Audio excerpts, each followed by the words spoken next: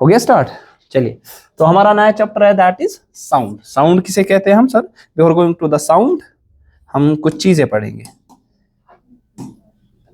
चलिए, तो साउंड में हमें क्या क्या चीजें डिस्कस करें, पहले टॉपिक्स को स्टडी करते हैं, देन आफ्टरवर्ड्स हम आगे बढ़ेंगे।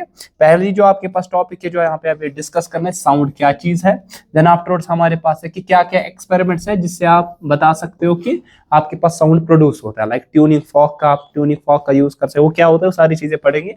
प्रोडक्शन ऑफ साउंड कैसे होता है, प्रोपगेशन ऑफ साउंड कैसे, एक प्रोडक्शन मतलब कैसे प्रोड्यूस करोगे, सोर्स। दूसरा प्रोपगेशन, एक जगह से दूसरी जगह जब साउंड जाता है तो कैसे जाता है, ठीक है। देन नेक्स्ट आपके पास साउंड वेव्स ईयर में कैसी होती है। साउंड को मटेरियल मीडियम की जरूरत है, ये हम देखेंगे। इसके लिए हम करेंगे बेल जार एक्सपेरिमेंट। दूसरा कैरेक्टरिस्टिक्स ऑफ साउंड, क्या क्या खुसूसियात है। Reflection of sound, reverberation, use of multiple reflection, range of hearing, infrasonic and ultrasonic sound, use of ultrasonic sound, और लास्ट में पढ़ेंगे सोनार के बारे में डिस्कस करेंगे। ये सारे टॉपिक्स यहाँ पे जो हमें डिस्कस करने हैं, मुश्किल नहीं है, इजी सारे टॉपिक्स आपके पास है। तो ये मशहूर हस्ती है जिनका नाम क्या है, हेनरिच रुडोल्फ हर्ट्ज, ठीक है। और आपको मालूम है इनका नाम क्यों लिया जाता है, कहां पे, क्योंकि आपको मालूम है फ्रीक्वेंसी किसी भी वेव की देखी जाती है, ठीक है ना। फ्रीक्वेंसी ऑफ वेव है ना, उसका जो यूनिट है वो क्या है सर, दैट इज हर्ट्ज। आगे पढ़ोगे इलेक्ट्रोमैग्नेटिक वेव्स, उनकी प्रोपगेशन, बड़ा योगदान रहा है इसका, ठीक है। तो इसका वहां पे हम यूज करते हैं, तो दैट्स वाई कि हम यहाँ पे हर्ट्ज के बारे में ज्यादा डिस्कस करते हैं, क्योंकि hertz it's a unit of किसका सर, फ्रीक्वेंसी। फ्रीक्वेंसी का यूनिट इसी के नाम पे रखा गया है, क्योंकि इसने बहुत सारी स्टडी की थी रिलेटेड द वेव्स के बारे में, चाहे वो किसी भी टाइप की वेव्स। खास तौर पे इसने इलेक्ट्रोमैग्नेटिक वेव्स के बारे में पढ़ा था, वो क्या होती है वो भी हम आने वाले वक्त में पढ़ेंगे, ठीक है। तो हम यहाँ पे स्टार्ट करेंगे what do mean by sound. Sound किसे हम कहते हैं। देखिए, अगर आपसे मैं कहता हूँ, जिस तरह लाइट आपने पढ़ा होगा बचपन में, लाइट क्या होता है, it is a form of energy which produces sensation of vision in us. In the same way, sound is a form of energy which produces क्या sir, sensation of hearing in us. मतलब जिसकी वजह से आप सुन पाते हैं। आपके पास ऐसी फॉर्म ऑफ एनर्जी जिसकी वजह से आप सुन पाते हैं, दैट आपके पास एनर्जी की जो फॉर्म है उसको हम क्या कहते हैं sir, we call that as sound कहते हैं, ठीक है ना। बात आई समझ। अच्छा, साउंड कैसे प्रोड्यूस होगा, आपको मालूम है कि sound it is produced by which, vibrating body. Very important, आपके पास वाइब्रेटिंग सोर्स होना चाहिए, किसके लिए सर, फॉर साउंड प्रोड्यूस करने के लिए वाइब्रेटिंग बॉडी जरूरी होनी चाहिए। लाइकवाइज आपके पास यहाँ पे ध्यान रख लीजिए, ट्यूनिंग फॉर्क।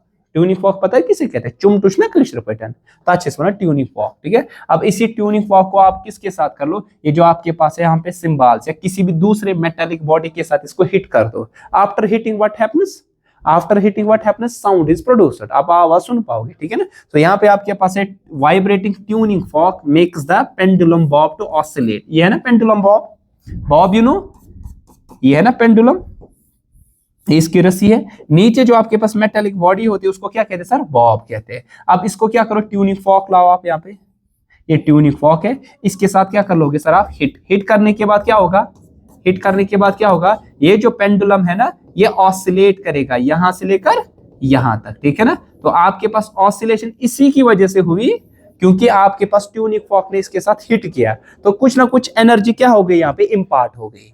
जब एनर्जी इम्पार्ट हो जाएगी तो साथ ही में आपके पास यहाँ पे इसकी मोशन आ गई, मीन्स की यहाँ पे ऑसिलेशन प्रोड्यूस होगा। आपको पता है ऑसिलेशन किसे कहते हैं, ऑसिलेशन किसे कहते हैं, to and fro motion, back and forth motion, और ऐसे लिखते हैं बैक एंड फोर्थ मोशन, इसको हम ऑसिलेशन कहते हैं, ठीक है। टू एंड फ्रो का मतलब होता है हमेशा ये बॉडी कोशिश करती है मीन पोजीशन तक आने की। एक कृष्णा, ये पेंडुलम का जो ये बॉब है ना, अगर मैं इसको थोड़ा सा ऑसिलेट करवाऊं ना, ये क्या कर कोशिश वापस किया ओ पॉइंट निश्चित, मगर due to the increase energy you वाता कोशिश करना बे वापस पच वाता या एक्सट्रीम एंड बे करा कोशिश वापस मगर वाता या एक्सट्रीम एंड। तो हेंस आपके पास ये जो दो एक्सट्रीम एंड्स के दरमियान जो मोशन होती है, it's also called to and fro motion या बैक एंड फोर्थ मोशन इसे कहते हैं, ठीक है, बैकवर्ड और फॉरवर्ड मोशन, हमेशा ये बॉडी इस मीन पोजीशन के इर्द गिर्द ऑसिलेट करती है, मूव करने की कोशिश आपके पास करती है, ठीक है।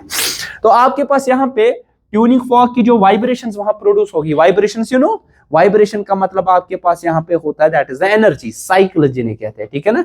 वाइब्रेशन का दूसरा नाम क्या है, वाइब्रेशन का दूसरा नाम क्या है, साइकिल्स, या दूसरा नाम क्या कहोगे, ऑसिलेशंस, जो मैंने अभी बता दिया, या दूसरा नाम क्या कहोगे, शाबाश, वाइब्रेशन, साइकिल्स या वेव्स।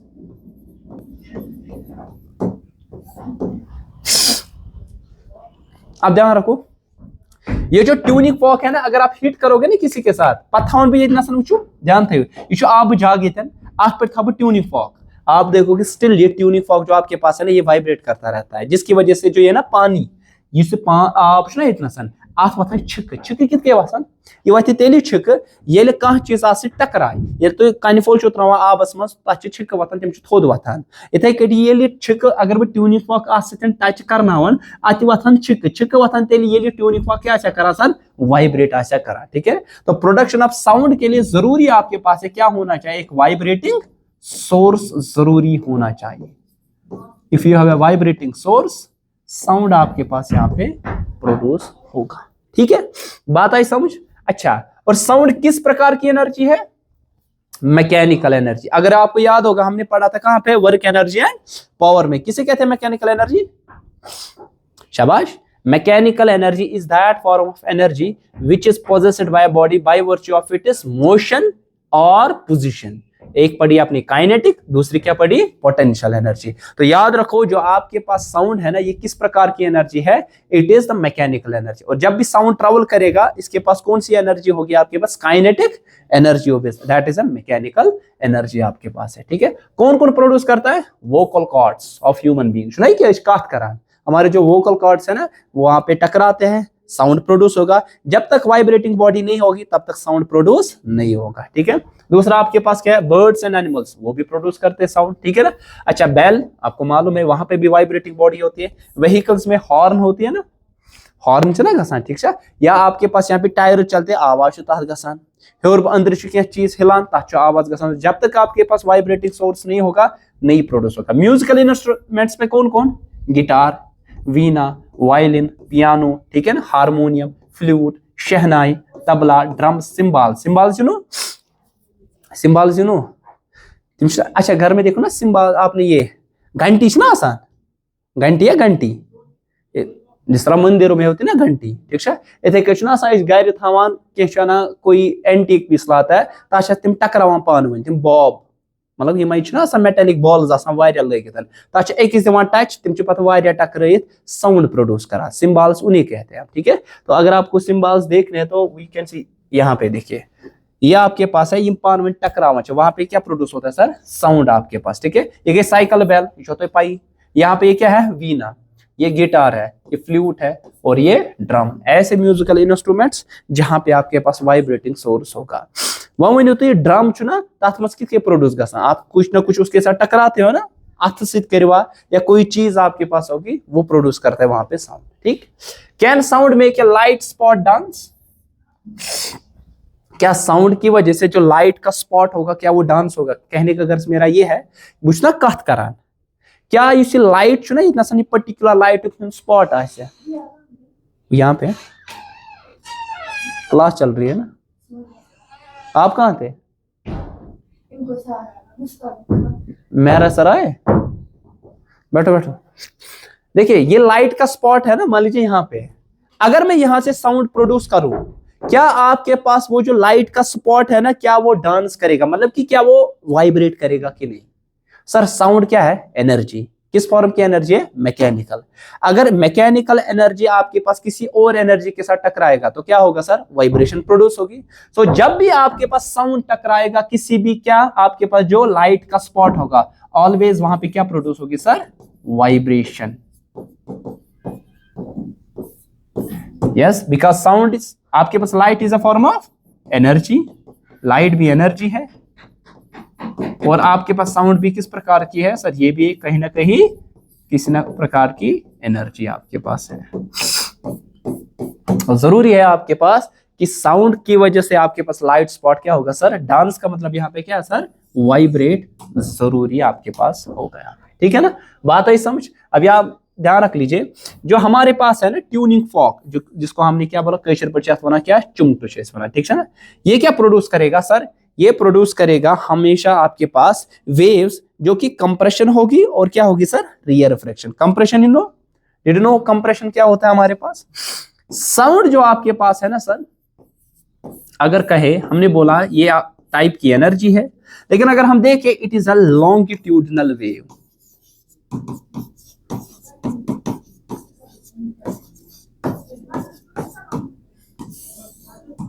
दरअसल हमने बोला कि ये टाइप है मैकेनिकल वेव का, किसका, क्योंकि इसके पास कौन सी एनर्जी है, मैकेनिकल एनर्जी, तो ये wave is a form of energy, ठीक है ना। मैकेनिकल वेव किसे कहते हैं, शाबाश, मैकेनिकल वेव हम किसे कहते हैं, मैकेनिकल वेव किसे कहते हैं मालूम। मैकेनिकल वेव वो टाइप की वेव होती है जिसको मीडियम की जरूरत होती है प्रोपगेशन के लिए, which needs medium for propagation.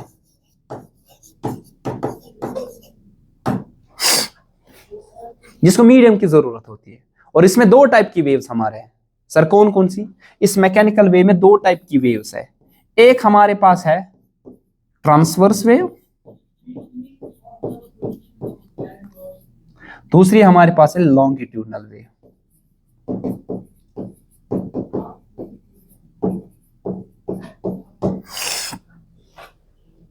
एक है ट्रांसवर्स वेव, दूसरा आपके पास कौन सा है सर, दैट इज लॉन्गिट्यूडनल। अब हमें यहां पे कौन सी जरूरत है सर, लॉन्गिट्यूडनल वेव, ध्यान रख लीजिए। लॉन्गिट्यूडनल वेव वो टाइप की वेव है जिसकी वजह से मीडियम पार्टिकल्स ऑसिलेट हो गए इन अ डायरेक्शन ऑफ वेव, जिसकी वजह से मीडियम पार्टिकल्स क्या हो गए, oscillate in a direction of wave. Suppose आपके पास यहां सोर्स है साउंड का, ये सोर्स है, यहां से क्या निकलेगी, साउंड की वेव्स निकलेगी, ये साउंड की वेव्स निकली, ठीक है। अब अगर मीडियम पार्टिकल जो वाइब्रेट हो गए ना, मीडियम पार्टिकल जो वाइब्रेट हो गए इन a direction of wave,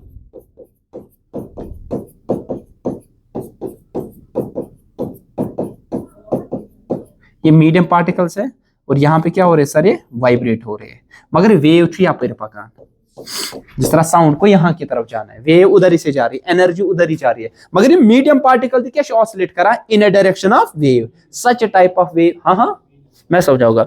medium के माने आपके पास ये होता है जहां पे मैटर होगा, मीडियम के माने आपके पास क्या है सर, माहौल जिसे हम कहते हैं, मैटर। साउंड आपके पास ट्रैवल होता है एयर में, air is a medium. Sound travel होता है वाटर में, water is also medium. Sound travel हो सकता है सॉलिड्स में भी, साउंड सॉलिड जो आपके पास वहां पे, दैट्स आल्सो मीडियम। तो मीडियम के माने आपके पास ये है where there is a matter, vacuum च तथ चीजस मन ये मैटर आस, साउंड गस जहन ते ट्रैवल कथ मजन अस निश वैक्यूमस मज। क्यों, क्योंकि मैंने लिखा ये साउंड कौन सी वेव है, मैकेनिकल वेव, तो इसके लिए जरूरी क्या है सर, मीडियम, इसकी प्रोपगेशन के लिए। अगर मीडियम होगा तो प्रोपगेट होगा, अगर मीडियम नहीं होगा तो साउंड आपके पास प्रोपगेट कभी नहीं होगा, ठीक है ना। अच्छा दूसरी बात, मैंने बोला आप मीडियम के जो पार्टिकल्स, ईयर के पार्टिकल्स है, ईयर के पार्टिकल जो कंप्रेस हो गए या रिफ्रैक्ट हो गए, कंप्रेशन का मतलब होता है आपके पास जहां प्रेशर डेंसिटी बढ़ जाएगी, तो इसमें चार नहीं है ना। रिफ्रैक्शन का मतलब है प्रेशर डेंसिटी क्या होगी, डिक्रीज होगी, कश्मीर गसन दूर दूर। तो कंप्रेशन में क्या हो जाएंगे, एयर मॉलिक्यूल्स या वाटर मॉलिक्यूल या मीडियम के मॉलिक्यूल्स क्या हो जाएंगे, नजदीक आएंगे। रिफ्रैक्शन में क्या होगा, ये मीडियम के पार्टिकल जो कि वो दूर दूर चले जाएंगे, ठीक है। तो आपके पास साउंड जब ट्रैवल करता है, ये मीडियम के पार्टिकल्स को क्या करता है सर, प्रोपगेट करवाता है, वाइब्रेट करवाता है in a direction of wave. Such type of wave को हम क्या कहते हैं सर, लॉन्गिट्यूडनल वेव। तो यहां लिखेंगे medium particle vibrate in a direction of wave, जहां से एनर्जी जाएगी तब। लेकिन दूसरी हमारे पास टाइप की जो वे है ना, उसको कहते हैं ट्रांसवर्स। ट्रांसवर्स वेव्स में उल्टा है, जहां मीडियम पार्टिकल्स या फिर जहां मीडियम पार्टिकल ऑसिलेट करेंगे परपेंडिकुलर, ये जन इन अ डायरेक्शन करना पैरेलल, तब क्या बनो लॉन्गिट्यूडनल। जहां परपेंडिकुलर करेंगे ना, उसको क्या कहेंगे sir, transverse suppose waves produce in string string छो पय कसम राज छ ना यल राज थावन बु दोन एंडन बंद पत दिम जर्क तो पता सो राज कित गैस वाइब्रेट ऐसे करके है ना कोई सी राज हिंदी ना पार्टिकल्स हमें ये जो रस्सी है ना इसके पार्टिकल्स है अब रस्सी के जो पार्टिकल कुछ ऐसी मोशन इख्तियार करते हैं अगर आप देखोगे मीडियम पार्टिकल्स क्या करे oscillate perpendicular to the energy propagation ये वेव इस डायरेक्शन में जा रही है लेकिन ये मीडियम पार्टिकल है ना वाइब्रेट कर रहे हैं in a direction of wave की perpendicular direction of wave such kind of wave को हम क्या कहते हैं sir we call that as transverse wave उसे कहते हैं ठीक है बात आई समझ अस्सलाम वालेकुम किस कोर तुझी गोड हम उर्दू पत परने वन तु गो तोर तुम 8th मज उर्दू तो इंग्लिश तमो मकलुमत तु दी तिमन उर्दू गड देन आफ्टरवर्ड्स दी तिमन हाँ ठीक क्या तिम वन क्या तिमन एग्जाम तवे मूजूब मकल तिम क्या आर्या तवे वन आफ्टरवर्ड्स तूर ना कर मकल तिम मैम तिम वन तुम नीरो हाँ कम रियाज प्यार करोगे वेट मैम वो नेरन ठीक ना तो पे क्या तिमन एग्जाम बचान तवे मूजूब तुम गो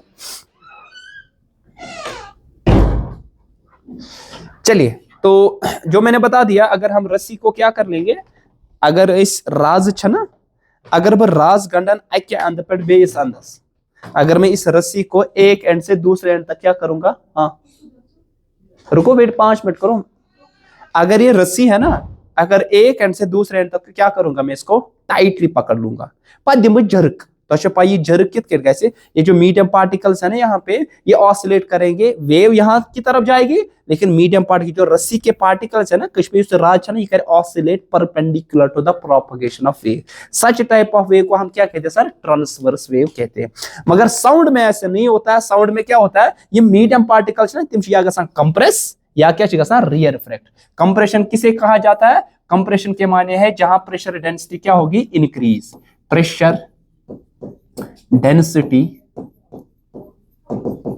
प्रेशर पर यूनिट एरिया ठीक है प्रेशर पर यूनिट वॉल्यूम तो प्रेशर डेंसिटी हो जाएगी वहां पे इंक्रीज और कंप्रेशन रिफ्रैक्शन में क्या होता है प्रेशर डेंसिटी क्या हो जाएगी सर डिक्रीज काचा समझा कशर पे अजन ये चारन मीडियम के जो पार्टिकल्स है ना जो एयर के जो मॉलिक्यूल्स है ना ये कंप्रेस हो जाएंगे डेंसिटी इंक्रीज होगी फिर कहीं पे आपके पास क्या हो जाएगी डिक्रीज होती जाएगी इस तरह आप तो सोचो तो कैसे साउंड ट्रैवल होता है कंप्रेशन रिफ्रैक्शन कंप्रेशन रिफ्रैक्शन इस तरह आप टू सोचो ठीक है बात आई समझ क्लियर अभी तक तो यहाँ पे लिखा है when an object vibrates and makes sound the air layers around it also starts vibrating ये भी स्टार्ट होती है वाइब्रेट करना ठीक है ना exactly the same way as and carry sound waves from the source to the ear suppose ये कह रहा है कि यहाँ पे कि जब भी आपके पास वाइब्रेटिंग सोर्स आता है वो प्रोड्यूस क्या करता है साउंड जब साउंड मीडियम में ट्रेवल करता है जो मीडियम के पार्टिकल्स हैं वो भी वैसे ही वाइब्रेट करते हैं जैसे आपके पास साउंड वाइब्रेट करता है और इस तरीके से साउंड पहुंचता है सोर्स से लेकर आपके कानों तक जिस तरह मैं बात कर रहा हूं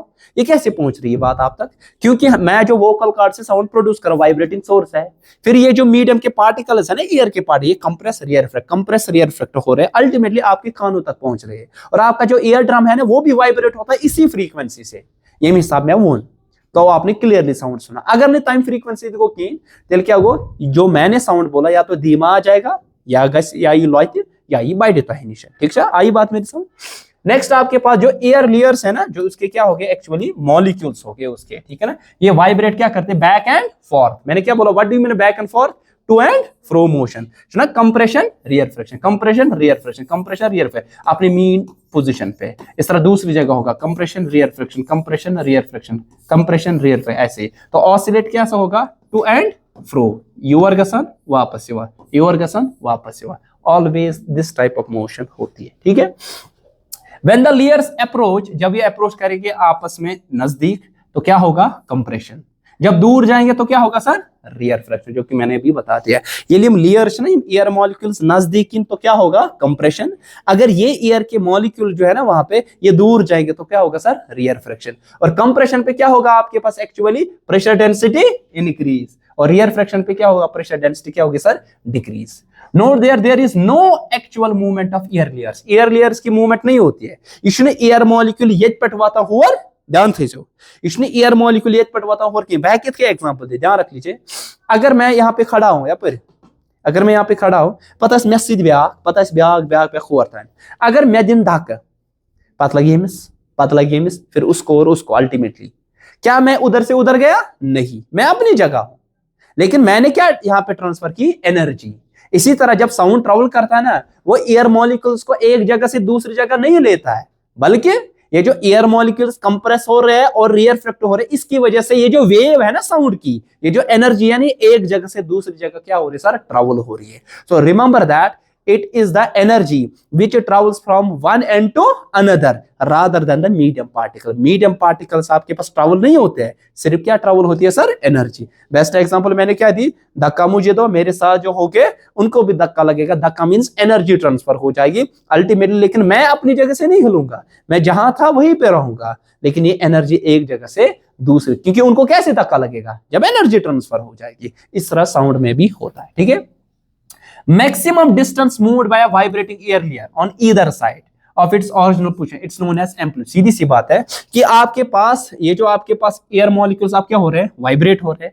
अब ये ज्यादा से ज्यादा मैक्सिमम डिस्प्लेसमेंट इनका क्या होगा, उसको क्या कहते हैं sir, amplitude. Remember that, what is amplitude of A wave, sound wave या किसी भी वेव की, it is the maximum displacement of molecules, हम कहेंगे मीडियम पार्टिकल्स, मीडियम पार्टिकल्स, चाहे दाएं या बाएं, इधर साइड मतलब वो नहीं थी, कंप्रेशन हो या रियर फ्रैक्शन, ऑसिलेशन है ना कसा to and fro, it's like that कि आपके पास ऐसे है ना मीडियम पार्टिकल, यू तेज पट यूर, पतो तेज पट यूर। अब यहां से यहां तक कितनी डिस्टेंस, वही होगी जो यहां से यहां तक होगी, और इसी चीज को हम क्या कहते हैं sir, this displacement is called amplitude, जो कि ए से डी, यहां से भी एम्पलीट्यूड है, अब डायरेक्शन अपोजिट है, यहां से अगर 10 यूनिट, यहां से भी 10 यूनिट, ठीक है। कितनी नंबर ऑफ ऑसिलेशंस होगी या कितनी number of back and forth ये वाइब्रेशंस होगी, इसको क्या कहेंगे सर, फ्रीक्वेंसी कहेंगे। So what do you mean by frequency, frequency किसे कहते हैं हम, so frequency is the number of oscillations per second, ऐसे लिखेंगे नंबर ऑफ ऑसिलेशंस या number of vibrations per second, और फ्रीक्वेंसी का यूनिट क्या है सर, हर्ट्ज। एम्पलीट्यूड एक डिस्टेंस है तो इसका यूनिट क्या होगा सर, मीटर। आई बात समझ, क्लियर। अच्छा, दो ध्यान रख लीजिए, दो, अब जहां पे कंप्रेशन होता है वहां पे प्रेशर डेंसिटी क्या होती है सर, इंक्रीज की डिक्रीज, जहां पे कंप्रेशन होता है वहां प्रेशर डेंसिटी इंक्रीज होगी कि डिक्रीज, इंक्रीज, शाबाश। दिस इज, देखिए यहां पे आपके पास एक जगह क्या हो रहा है, कंप्रेशन, दूसरी जगह क्या हो रहा है sir, rear fraction. Remember that, देखिए ये रियर फ्रैक्शन एक जगह है, दूसरी जगह आपके पास क्या हो रहा है सर, कंप्रेशन। कंप्रेशन में क्या हो रहा है सर, प्रेशर डेंसिटी क्या हो जाएगी, इंक्रीज। रियर फ्रैक्शन में क्या होगा, प्रेशर डेंसिटी क्या होगी सर, डिक्रीज, मैक्सिमम, ठीक है। अब कंप्रेशन, रियर फ्रैक्शन, अब ये जो कंप्रेशन है या रियर फ्रैक्शन, दो कंप्रेशन के दरमियान या दो रियर फ्रैक्शन के दरमियान जो डिस्टेंस है कंसेक्टिव, दो कंप्रेशन के दरमियान, दो रिफ्रैक्शन के रियर फ्रैक्शन के दरमियान जो डिस्टेंस, उसको कहते हैं हम wave length. What is wavelength? Wavelength, it is a distance between two consecutive क्या compressions या rear fractions, ठीक है, दो compression या rear fractions के दरमियान। आप इसको ऐसे भी रिप्रेजेंट कर सकते हो वेव को, देखिए कैसे, ये साउंड वेव कैसे ट्रेवल होगी, मैक्सिमम मिनिमम ऐसे चलता जाएगा। देखिए मैक्सिमम जहां पे होगा सबसे ज्यादा, उसको क्या कहेंगे, क्रस्ट, क्या कहेंगे, और दूसरी तरफ से इसको क्या कहेंगे, ट्रफ। फिर से क्या होगा, क्रस्ट, फिर क्या आ जाएगा इसी तरह, ट्रफ। अब इनके दरमियान जो दो क्रस्ट या दो ट्रफ के दरमियान, उसी को क्या कहते हैं सर, वेव लेंथ कहते हैं। ठीक है, आया का समझ। So what is wave length? It is a distance between two consecutive compressions और टू कंसेक्टिव रियर फ्रैक्शंस। या है कि टू कंसेक्टिव आपके पास क्रस्ट्स के दरमियान या टू कंसेक्टिव ट्रफ्स के दरमियान। क्रस्ट को ये प्रेशर डेंसिटी क्या कैसे इंक्रीज है ना, रियर फ्रैक्शन अब ये अपोजिट में है, क्रस्ट उस साइड से, ट्रफ नीचे साइड से, हम्प्स एंड डंप्स, इसको आप हम्प्स कह सकते हो, इनको आप डंप्स कह सकते हो। ठीक है, आई बात समझ, क्लियर? बाकी इंशाल्लाह कल देखेंगे।